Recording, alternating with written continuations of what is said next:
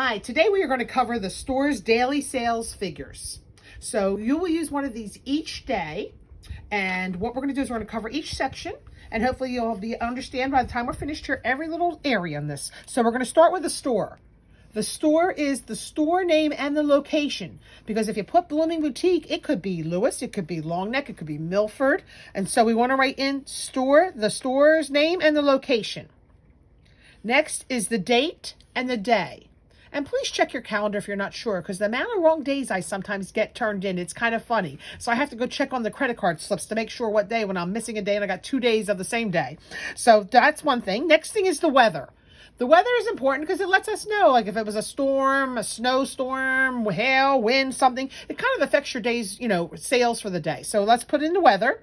Now, cash receipts. It is exactly what it says. As you take payments throughout the day on cash receipts, you're going to total up the actual physical receipts. And that total dollar amount is what goes in this section. Has nothing to do with the money in your drawer or anything else. It's the actual cash receipts for the day. If you've taken a check, which we don't take a lot of them anymore, that check goes there. It is not counted in the cash receipts. So if you're going to take a check, you're going to follow our procedures on checks and what is required by taking a check. You will take on the receipt, write personal check, paid check number, such and such, and highlight it, and you can put it in your cash receipts. But remember, don't count it in your cash receipts. Count it here under the checks. Next is your credit cards. Your credit cards, you do not need to add up manually. What you will do is you will take your credit card sales for the day, look at the little printed receipt that came out of the machine, and match it up to your handwritten. If all of them match up, you've gone through all of them and there's no issues, no problems, then you're going to close out your batch at the end of the day, and that's going to total up and add it all up for you. So it's going to tell you how many transactions you did on credit cards as well as your total sales on credit cards that day. And you're going to put it right there. Now, if you have part credit card and part cash, the credit card, as long as it matches, then you're going to highlight the cash portion of the payment and put that receipt over in the cash because you need to count that cash. That is most of the times when people have a problem not balancing, it's because they took a partial cash and credit card payment. Okay? Now, also, if you did any refunds with our policy of $5 or less, maybe you gave someone back $2 out of your drawer and it says -2 on a receipt, you also count that in your cash receipts. You would be minusing $2 as you're adding up and you'd minus off those $2. Okay, now once this is all done, you're going to total up your cash receipts dollar amount, your check amount, and your credit card. And that will be your total sales for the day. That's the 3 areas of payments that you have. So check it twice, because I seem to find a little bit of errors in that area on the total sales. Maybe your calculator had something in memory or something like that. Okay, then the next thing you're going to do is take your total number of transactions for the day. Well, the first thing is, it's easy on your credit card terminal that it gives you the number of transactions. Okay. The only time you might want to take off one is if you know somebody paid with multiple credit cards, okay, on one transaction, on one receipt. And then you're going to add up your check, how many check receipts and how many cash receipts, and that'll give you your total number of transactions. You're going to divide that into your total sales, and you will get your average sale for the day. Okay, and that's an important tracking number to see how you're doing, and are we working smart? Are we doing our best job and getting the perfect purchase and doing our upsell and so forth? So that's that. Now, gift certificates accepted. Okay.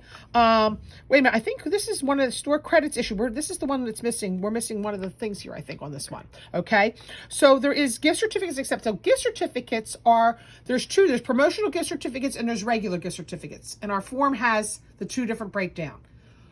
Gift certificates that are physically sold, that are handwritten out by us, or the ones that are $20 ones we sell like at the holidays and things like that, that's something that someone bought. And that is when that is redeemed, you staple them onto the receipts, and then that's where you total the gift certificates that you accepted that day. So then we can see, oh, we only did $800, but I took $400 in gift certificates today.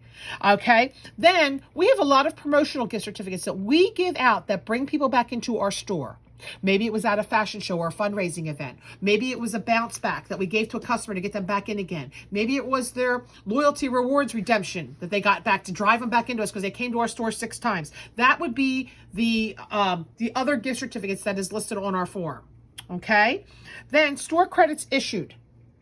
Whenever maybe someone couldn't find something they wanted to exchange something for, and they wanted to just get a store credit, or they were in a rush going out, store credits issued. That would be right there. If we have any problems and it's an exception you need to have approved by me, that's where you're going to list it here against our policies and procedures. That would be right there. If you are over or short, okay, over and short, you should always be over in your drawer. So I don't need that difference that you're over like 78 cents or something like that, because we don't count our change. So that's the neat thing. You're always going to be over a little bit. As long as no one paid you with a bunch of quarters, pennies, nickels, and dimes, you're always going to be over, because we don't count change and we make change to customers. So don't be concerned about that. In the summertime, it may even go up to $5, $10, $15 if you gave a lot of change out for meters. So over is not that necessarily bad unless you're over like $20, $30, $40, $50, and we're probably missing a receipt. So then we'd have to figure that out. But over or short is right there. If you have a big difference, then you need to notify your immediate person above you. Okay?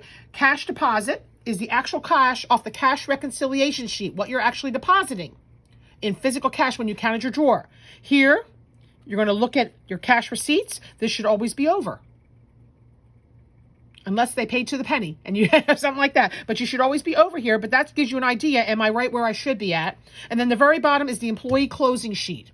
Okay, and that's whoever closed out that drawer for the night needs to initial and close it out.